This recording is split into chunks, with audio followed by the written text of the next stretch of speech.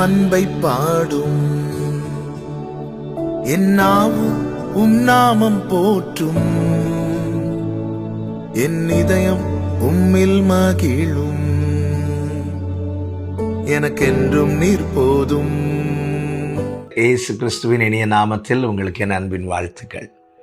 கர்த்தர் நல்லவர். கர்த்தருடைய கிருபை உங்கள் அனைவரையும் சூழ்ந்து கொள்வதாக.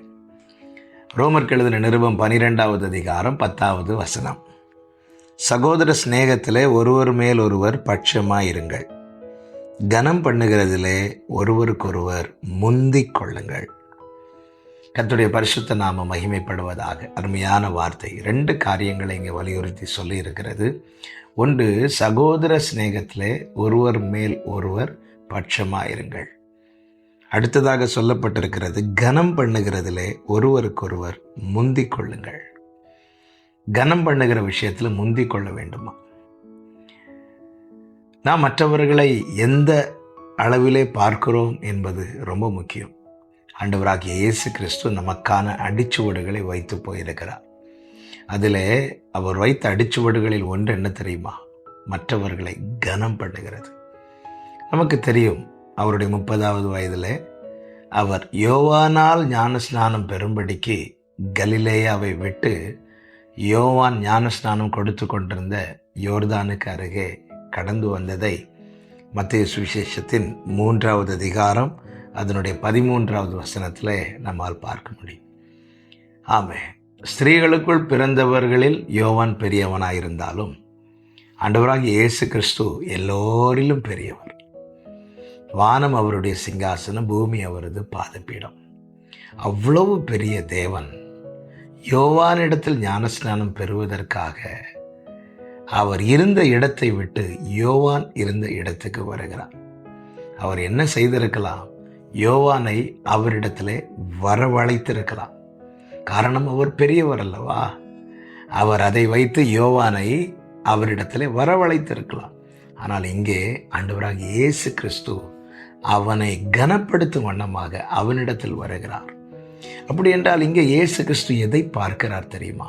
உன்னை விட நான் பெரியவன் என்றல்ல, அவனுக்கு கொடுத்த அல்லது கொடுக்கப்பட்ட கிருபைகளை கர்த்தர் பார்த்து அவனை கனப்படுத்துகிறார். என்னை கேட்டுக்கொண்டிருக்கிற அன்பு சகோதரா, சகோதரி, தேவனால் அழைக்கப்பட்ட ஒவ்வொருவருக்கும் தேவன் தம்முடைய கிருபைகளை கொடுத்திருக்கிறார். இதை நீங்கள் கேட்டுக்கொண்டிருக்கும் போதே உங்களுக்கு ஒரு நற்செய்தியை சொல்லுகிறேன்.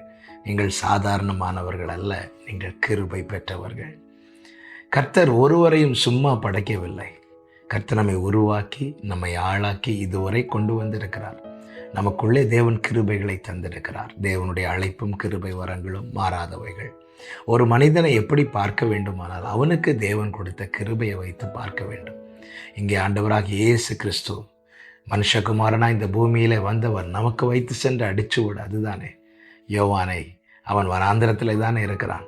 அவன் ஒட்டகத்தோலை தானே வஸ்திரமாய் போர்த்திருக்கிறான். அவன் வெட்டுக்கிளியை தானே சாப்பிட்டு கொண்டிருக்கிறான். இப்படி பார்த்து அவனை ஒதுக்காமல் அவனுக்கு கொடுக்கப்பட்ட கிருபைகளை வைத்து பார்த்து அவனை கனப்படுத்தினார். ஆமென். இந்த அடிச்சுவடை பின்பற்றுகிறவர்களாய் நாம் காணப்பட வேண்டும். ஒருத்தங்க கிட்ட இருக்கிற பணத்தை வைத்தல்ல, ஒருத்தங்களுக்கு கொடுக்கப்பட்டிருக்கிற கிருபைகளை வைத்து மனிதனை மனிதனாய் பார்க்கவும், சகோதர சிநேகத்திலே பட்சமாய் இருக்கவும் நாம் பழகுவோமானால் நாம் கனம் பண்ணுகிறதிலே முந்திக் கொள்வோம். கர்த்தர் அழகாய் கனம் பண்ணுகிறார். பேதுரு சொல்லுகிறான், நீர் உன்னதமான தேவனுடைய குமாரனாகிய கிறிஸ்து என்று. கர்த்தர் அவனை கனம் பண்ணுகிற விதத்தை பார்த்தீர்களா? நீ பாக்கியவான் என்று எல்லாரும் கேட்க சொல்லுகிறார். பரலோகத்தின் திறவுகோலை உனக்கு தருகிறேன் என்று சொல்லுகிறார். கர்த்தர் ஒருவனிடத்தில் ஒரு நன்மை வெளிப்படும் போது, ஒரு மேன்மையான காரியம் வெளிப்படும் போது அத்தனை பேர் கேட்க கனம் பண்ணுகிற விஷயத்தில் அவர் கொஞ்சமும் குறைக்கவில்லை. நாமும் அதை செய்ய வேண்டும். நம்மோடு இருக்கிறவர்களை கனப்படுத்துவோம். அவர்களுக்கு கொடுக்கப்பட்ட கிருபைகளை வைத்து கனப்படுத்த பழகுவோம். ஆமென். அவருடைய ஈவின் அளவுக்கு தக்கதாய் அவனுக்கு கிருபை கொடுத்திருக்கிறார். ஆமென். நாம் பிறரிடத்தில் இருக்கிற குறையை சொல்லி கனவீனப்படுத்தாமல் அவர்களுக்கு கொடுக்கப்பட்ட கிருபைகளை சொல்லி கனப்படுத்துவோமானால் நாமும் கிறிஸ்துவின் அடிச்சுவடுகளை பின்பற்றுகிறவர்களாய் இருக்கிறோம். இதை மறந்துவிடக்கூடாது. கனம் பண்ணுகிறதிலே முந்திக் கொள்ளுங்கள். கர்த்தர் உங்களை ஆசீர்வதிப்பாராக.